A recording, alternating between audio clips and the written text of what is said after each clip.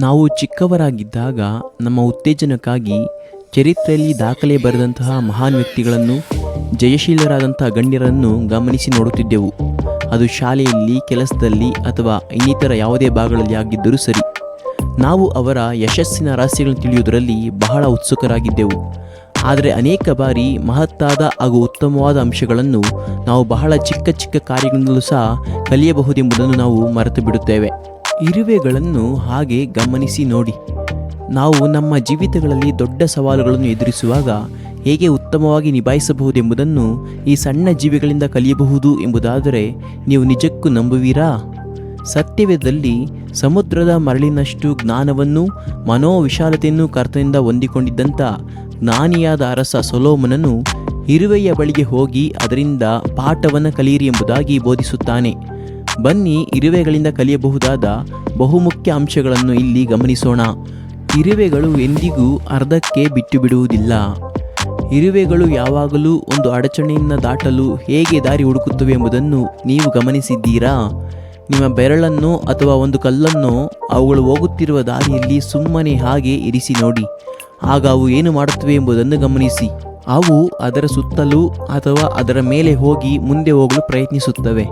ಅವು ಹೊರಬರಲು ದಾರಿ ಹುಡುಕುತ್ತಲೇ ಇರುತ್ತವೆ. ಅವು ಸುಮ್ಮನೆ ನಿಂತು ನೋಡುವುದಿಲ್ಲ. ಅವು ಬಿಟ್ಟು ಕೊಡುವುದೇ ಇಲ್ಲ ಮತ್ತು ಹಿಂದಿರುಗುವುದಿಲ್ಲ. ನಾವೆಲ್ಲರೂ ಹಾಗೆ ಇರಲು ಕಲಿಯಬೇಕು. ನಾವು ನಮ್ಮ ಜೀವನದಲ್ಲಿ ಅನೇಕ ಬಿಕ್ಕಟ್ಟುಗಳನ್ನು, ಅಡೆತಡೆಗಳನ್ನು ಎದುರಿಸುತ್ತಲೇ ಇರುತ್ತೇವೆ. ಅಂತಹ ಸಮಯಗಳಲ್ಲಿ ಸೋತು ಹಿಂದೆ ನೋಡುತ್ತಾರೆ ಅನೇಕರು.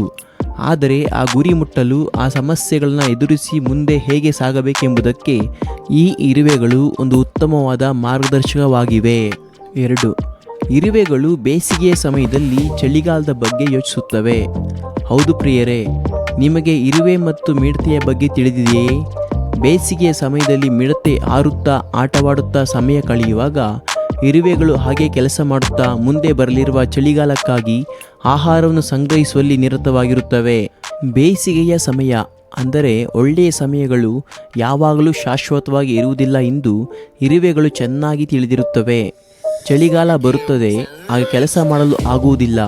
ಅದರಿಂದ ಒಳ್ಳೆಯ ಕಾಲ ಇರುವಾಗಲೇ ಅದನ್ನು ವ್ಯರ್ಥ ಮಾಡಿಕೊಳ್ಳಬಾರದೆಂದು ಅವು ತಿಳಿದು ಅವು ಕಾಲಹರಣ ಮಾಡದೆ ಸಮಯವನ್ನು ಸದುಪಯೋಗಪಡಿಸಿಕೊಳ್ಳುತ್ತವೆ. ನಮ್ಮಲ್ಲಿ ಎಷ್ಟು ಜನ ನಮಗೆ ಅನುಕೂಲವಾದ ಸಮಯಗಳನ್ನು, ಒಳ್ಳೆಯ ಸಮಯಗಳನ್ನು ವ್ಯರ್ಥ ಮಾಡದೆ ಸರಿಯಾಗಿ ಉಪಯೋಗಿಸಿಕೊಂಡಿದ್ದೇವೆಂಬುದಾಗಿ ಧೈರ್ಯವಾಗಿ ಹೇಳಲು ಸಾಧ್ಯ? 3. ಇರುವೆಗಳು ಚಳಿಗಾಲದುದ್ದಕ್ಕೂ ಬೇಸಿಗೆಯನ್ನೇ ಯೋಚನೆ ಮಾಡುತ್ತಿರುತ್ತವೆ. ಚಳಿಗಾಲದ ಅಥವಾ ಮಳೆಗಾಲದ ಅಸಹನೀಯವಾದ ಚಳಿಯಿಂದ ಬಳಲಿ ತತ್ತರಿಸುತ್ತಿರುವಾಗ ಇರುವೆಗಳು ಸೋತು ಹೋಗದೆ, ಈ ಸನ್ನಿವೇಶವು ಶಾಶ್ವತವಾಗಿ ಉಳಿಯುವುದಿಲ್ಲ, ಇದು ಬೇಗನೆ ಮುಗಿದು ಹೋಗಿ ಬೇಸಿಗೆ ಕಾಲ ಅಂದರೆ ಅನುಕೂಲವಾದ ಸಮಯ ಬೇಗನೆ ಬರಲಿದೆ ಎಂಬುದಾಗಿ ತಮ್ಮನ್ನು ತಾವೇ ಬಲಪಡಿಸಿಕೊಳ್ಳುತ್ತಾ ನೆನಪಿಸಿಕೊಳ್ಳುತ್ತಾ ಇರುತ್ತವೆ. ಅವು ಈ ಸಮಯದಲ್ಲಿ ನಿರೀಕ್ಷೆಯನ್ನು ಕಳಕೊಳ್ಳುವುದಿಲ್ಲ. ಒಂದು ದಿನ ಈ ಚಳಿಗಾಲ ಮುಕ್ತಾಯವಾಗುತ್ತದೆ ಎಂದು ನಂಬಿ ತಮ್ಮನ್ನು ತಾವು ಧೈರ್ಯಪಡಿಸಿಕೊಳ್ಳುತ್ತವೆ. ಬೇಸಿಗೆಯ ಮೊದಲ ಸೂರ್ಯನ ಕಿರಣ ಭೂಮಿಗೆ ತಾಕಿದೊಡನೆಯೇ ಸಂತೋಷದೊಡನೆ ಹೊರಬಂದು ಆಟವಾಡುತ್ತಾ ಮತ್ತು ಕೆಲಸ ಮಾಡಲು ಮುಂದಾಗುತ್ತವೆ. ನಾವು ಖಿನ್ನತೆಗೆ ಒಳಗಾದಾಗ ಮತ್ತು ಕೆಟ್ಟ ಪರಿಸ್ಥಿತಿಗಳಲ್ಲಿ ಹಾದು ಹೋಗುವಾಗ ಎಂದಿಗೂ ಮುಗಿದಂತಹ ಬಿಕ್ಕಟ್ಟಿನಂತೆ ಕಾಣುವ ಇಕ್ಕಟ್ಟುಗಳ ಮೂಲಕ ನಾವು ಹಾದು ಹೋಗುವಾಗ ಇದೂ ಸಹ ಮುಗಿದು ಹೋಗುತ್ತದೆ ಎಂದು ನಮ್ಮನ್ನು ನಾವು ನೆನಪಿಸಿಕೊಂಡು ಬಲಪಡಿಸಿಕೊಳ್ಳುವುದು ಒಳ್ಳೆಯದು. ನಿರೀಕ್ಷೆ ಇಲ್ಲದ ಸಮಯದಲ್ಲಿ ಸಕಾರಾತ್ಮಕವಾದ ಮನೋಭಾವವನ್ನು ಉಳಿಸಿಕೊಳ್ಳುವುದು ಬಹಳ ಮುಖ್ಯವಾದದ್ದು. 4. ಇರುವೆಗಳು ತಮ್ಮಿಂದ ಸಾಧ್ಯವಾದಷ್ಟು ಮಾಡುತ್ತವೆ. ಬೇಸಿಗೆಯಲ್ಲಿ ಇರುವೆ ಎಷ್ಟು ಆಹಾರವನ್ನು ಸಂಗ್ರಹಿಸುತ್ತದೆ ಎಂಬುದಾಗಿ ನಿಮಗೆ ತಿಳಿದಿದೆಯೇ? ಅದು ತನ್ನಿಂದ ಸಾಧ್ಯವಾಗುವಷ್ಟರ ಮಟ್ಟಿಗೆ ಸಂಗ್ರಹಿಸುತ್ತದೆ. ಇದು ಒಬ್ಬ ಉತ್ತಮ ಕೆಲಸಗಾರನ ಮುಖ್ಯವಾದ ನೀತಿ.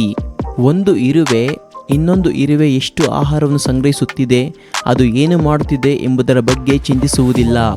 ಅದಲ್ಲದೆ ಹಿಂದೆ ಹೋಗಿ ಎಲ್ಲೋ ಸುಮ್ಮನೆ ಕುಳಿತು ತಾನು ಏಕೆ ಇಷ್ಟು ಕಷ್ಟಪಟ್ಟು ಕೆಲಸ ಮಾಡಬೇಕೆಂಬುದಾಗಿ ಚಿಂತಿಸುವುದಿಲ್ಲ. ಕಳಪೆ ವೇತನದ ಬಗ್ಗೆ ಎಲ್ಲೂ ಸಹ ದೂರು ನೀಡುತ್ತಾ ಸಮಯವನ್ನು ಹಾಳು ಮಾಡುವುದಿಲ್ಲ. ಇರುವೆಗಳು ತಮ್ಮ ಕೆಲಸವನ್ನು ತಾವು ಮಾಡುತ್ತವೆ. ಅವು ತಮ್ಮಿಂದ ಸಾಧ್ಯವಾಗುವಷ್ಟರ ಮಟ್ಟಿಗೆ ಆಹಾರವನ್ನು ಸಂಗ್ರಹಿಸುತ್ತವೆ. ಒಂದು ಇರುವೆ ತನ್ನ ತೂಕಕ್ಕಿಂತ 20 ಪಟ್ಟು ಹೆಚ್ಚಿನ ವಸ್ತುಗಳನ್ನು ಹೊತ್ತೊಯ್ಯಬಲ್ಲದು ಎಂದರೆ ನಿಮಗೆ ಆಶ್ಚರ್ಯವಾಗುತ್ತದೆಯೇ? ಹೌದು, ಅದು ತನ್ನ ಸಾಮರ್ಥ್ಯಕ್ಕಿಂತ ಹೆಚ್ಚಿನದಾಗಿ ಮಾಡುತ್ತದೆ. ನಾವು ಊಹಿಸುವುದಕ್ಕಿಂತ ಹೆಚ್ಚಿನ ಭಾರ, ಜವಾಬ್ದಾರಿಗಳನ್ನು ಒಯ್ಯುವ ಸಾಮರ್ಥ್ಯ ನಮಗಿದೆ. ಮುಂದಿನ ಬಾರಿ ಏನಾದರೂ ನಿಮ್ಮ ಜೀವಿತವನ್ನು ಭಾರವಾಗಿಸುವಾಗ ನೀವು ಮುಂದೆ ಸಾಗಲು ಸಾಧ್ಯವಿಲ್ಲ ಅನ್ನುವಷ್ಟು ಹೊರೆ ಅನ್ನಿಸುವಾಗ ನೀವು ಚಿಂತಿಸಬೇಡಿ. ಸುಮ್ಮನೆ ಕಣ್ಣು ಮುಚ್ಚಿ ಚಿಕ್ಕ ಇರುವೆಯ ಕುರಿತಾಗಿ ಯೋಚನೆ ಮಾಡಿ ನೋಡಿ. ನೀವು ಸಹ ನಿಮ್ಮ ಹೆಗಲಿನ ಮೇಲೆ ಇನ್ನೂ ಹೆಚ್ಚಿನದಾದನ್ನು ಹೊತ್ತುಕೊಳ್ಳಬಹುದೆಂಬುದನ್ನು ನೆನಪಿಸಿಕೊಳ್ಳಿರಿ. 5. ಏಕತೆ ಮತ್ತು ತಂಡದ ಕೆಲಸ. ಇರುವೆಗಳು ಯಾವಾಗಲೂ ಒಬ್ಬಂಟಿಗರಲ್ಲ, ಬದಲಿಗೆ ಅವು ಯಾವಾಗಲೂ ಗುಂಪಿನಲ್ಲಿ ಕೆಲಸ ಮಾಡುವಂತರಾಗಿರುತ್ತವೆ. ಕೆಲಸಗಳನ್ನು ಸಾಧಿಸಲು ಅವು ಯಾವಾಗಲೂ ಒಟ್ಟಿಗೆ ಕೆಲಸ ಮಾಡುತ್ತವೆ. ಒಂದು ಇರುವೆ ತುಂಬ ಚಿಕ್ಕದಾಗಿ ಕಾಣಿಸಬಹುದು, ಆದರೆ ಅವು ಒಟ್ಟಾಗಿ ನಿಂತಾಗ ಅಸಾಧ್ಯವಾದನ್ನು ಸಹ ಸಾಧ್ಯವಾಗಿಸುತ್ತವೆ. ಯಾವುದೇ ಅಡೆತಡೆಗಳಾದರೂ ಸರಿ, ಅದು ಎಷ್ಟು ದೊಡ್ಡದಾದ ಬಂಡೆಯಾಗಿದ್ದರೂ ವಸ್ತುವಾಗಿದ್ದರೂ ಸರಿ, ತಂಡವಾಗಿ ಅವು ಸುಲಭವಾಗಿ ಆ ಕಾರ್ಯವನ್ನು ಮಾಡಿ ಮುಗಿಸುತ್ತವೆ. ಅದೇ ರೀತಿ ಮನುಷ್ಯರಾಗಿರುವ ನಾವು ಎಲ್ಲವನ್ನು ಒಬ್ಬಂಟಿಗರಾಗಿ ಮಾಡಲು ಸಾಧ್ಯವಾಗುವುದಿಲ್ಲ. ಮನುಷ್ಯರಾದ ನಾವು ನಮ್ಮಲ್ಲಿ ಒಗ್ಗಟ್ಟು ಮತ್ತು ಐಕ್ಯತೆ ಇರುವಾಗ ಎಲ್ಲವನ್ನು ಸಾಧಿಸಲು ಸಾಧ್ಯ. ಆದರೆ ಇರುವೆಗಳಿಗೆ ಇರುವ ಈ ಐಕ್ಯತೆ ಹಾಗೂ ಗುಂಪಿನ ಕಾರ್ಯಕ್ಷಮತೆ ನಮಗೆ ಇಲ್ಲದಿರುವುದು ಒಂದು ದುಃಖಕರವಾದ ಸಂಗತಿಯೇ ಸರಿ. 6. ಮುಂದಾಲೋಚನೆ ಮತ್ತು ನಿರ್ವಹಣೆ. ಚಳಿಗಾಲದಲ್ಲಿ ಅಥವಾ ಮಳೆಗಾಲದಲ್ಲಿ ಆಹಾರ ಇರುವುದಿಲ್ಲವಾದ್ದರಿಂದ ಇರುವೆಗಳು ಬೇಸಿಗೆಯಲ್ಲಿಯೇ ಆಹಾರವನ್ನು ಸಂಗ್ರಹಿಸುತ್ತವೆ. ಅವು ಮುಂಬರುವ ಸಮಸ್ಯೆಗಳನ್ನು ಮೊದಲೇ ಯೋಚಿಸಿ ತಿಳಿದು ತಮ್ಮ ಕೊರತೆಯನ್ನು ಮೊದಲೇ ಪರಿಹರಿಸಿಕೊಳ್ಳಲು ಯೋಜಿಸುತ್ತವೆ ಮತ್ತು ಚಳಿಗಾಲದಲ್ಲಿ ಚಿಂತೆ ಇಲ್ಲದೆ ವಿಶ್ರಾಂತಿಯನ್ನು ಪಡೆಯುತ್ತವೆ. ನಮ್ಮ ಗುರಿಗಳನ್ನು ತಲುಪಲು ನಾವು ಸಹ ಮೊದಲೇ ಪರಿಣಾಮಕಾರಿಯಾದ ಯೋಜನೆಗಳನ್ನು ಮಾಡಬೇಕು. ಆದರೆ ಅದು ವಾಕ್ಯಾನುಸಾರವಾಗಿ ಮತ್ತು ಕರ್ತನ ಚಿತ್ತಾನುಸಾರವಾಗಿ ಇರಬೇಕು. ಹಾಗೆ ಒಂದು ಪ್ಲಾನಿಂಗ್ ಇಲ್ಲದೆ ಇರುವಾಗ ನೀವು ಆಗಾಗ್ಗೆ ದಾರಿಯುದ್ದಕ್ಕೂ ಸಿಲುಕಿಕೊಂಡು ತತ್ತರಿಸುವರಾಗಿರುವಿರಿ. 7. ಹೊಂದಿಕೊಳ್ಳುವಿಕೆ. ಇರುವೆಗಳು ಮನೆಗಳಿಂದ ಹಿಡಿದು ಕಾಡುಗಳವರೆಗೆ ಎಲ್ಲೆಡೆಯಲ್ಲಿಯೂ ಕಂಡುಬರುತ್ತವೆ. ಇರುವೆಗಳು ಸಂಪನ್ಮೂಲಗಳನ್ನು ಎಲ್ಲಿ ಹುಡುಕಬೇಕೆಂದು ಮತ್ತು ತಮ್ಮ ಸುತ್ತಮುತ್ತಲಿನ ಪ್ರದೇಶಗಳಿಗೆ ಹೇಗೆ ಹೊಂದಿಕೊಳ್ಳಬೇಕೆಂದು ಚೆನ್ನಾಗಿ ತಿಳಿದಿರುತ್ತವೆ. ಹಾಗೆಯೇ ಜೀವನವು ನಮ್ಮನ್ನು ಅನೇಕ ಸ್ಥಳಗಳಿಗೆ ಕರೆದೊಯ್ಯುತ್ತದೆ. ನಾವು ಹೊಸ ಜನರನ್ನು ಭೇಟಿಯಾಗುತ್ತೇವೆ, ಹೊಸ ಸ್ನೇಹಿತರನ್ನು ಮಾಡಿಕೊಳ್ಳುತ್ತೇವೆ. ಕರ್ತನ ನಿಮಿತ್ತವಾಗಿ ಅನೇಕ ಸ್ಥಳಗಳಿಗೆ ಹೋಗಬೇಕಾಗುತ್ತದೆ. ಎಲ್ಲ ಥರದ ಜನಗಳನ್ನು ಸಂಧಿಸಬೇಕಾಗುತ್ತದೆ. ಪ್ರತಿಯೊಂದು ಸ್ಥಳವು ಪ್ರತಿಯೊಬ್ಬ ವ್ಯಕ್ತಿಯು ನಮ್ಮ ಅನುಕೂಲಕ್ಕೆ ತಕ್ಕ ಹಾಗೆ ನಮ್ಮ ಸೌಕರ್ಯಕ್ಕೆ ಅನುಗುಣವಾಗಿ ಇರುವುದಿಲ್ಲ ಎಂದು ನಾವು ತಿಳಿದು ಎಲ್ಲವನ್ನು ಸಹಿಸಿಕೊಳ್ಳುವ ಮತ್ತು ಹೊಂದಿಕೊಳ್ಳುವ ಸ್ವಭಾವವನ್ನು ನಾವು ಹೊಂದಿಲ್ಲದೇ ಇದ್ದರೆ ನಾವು ಎಲ್ಲಿಯೂ ಸಹ ನಿಲ್ಲಲು ಸಾಧ್ಯವಾಗುವುದಿಲ್ಲ ಮತ್ತು ನಮ್ಮ ಗುರಿ ತಲುಪಲು ಸಾಧ್ಯವಾಗುವುದಿಲ್ಲ. ನಮಗೆ ಸಣ್ಣ ಜೀವಿಗಳಾಗಿ ಕಂಡುಬರುವಂಥ ಈ ಇರುವೆಗಳಲ್ಲಿ ಇರುವಂಥ ಈ 7 ಮುಖ್ಯವಾದ ಕಾರ್ಯಗಳು ನಮ್ಮಲ್ಲಿ ಇದ್ದರೆ ನಾವು ಸಹ ಎಷ್ಟೋ ಉತ್ತಮವಾಗಿ ಆತ್ಮಿಕವಾದ ಯಶಸ್ಸನ್ನು ಸಾಧಿಸಬಹುದು, ಬಹು ಉತ್ತಮವಾದ ಜೀವಿತವನ್ನು ಜೀವಿಸಬಹುದು. ಯೋಚಿಸಿ ನೋಡಿರಿ. ಹಾಗೆ ಜೀವಿಸಲಿಕ್ಕೆ ಕರ್ತನ ಕೃಪೆಯು ನಿಮಗೆ ಸಹಾಯ ಮಾಡಲಿ.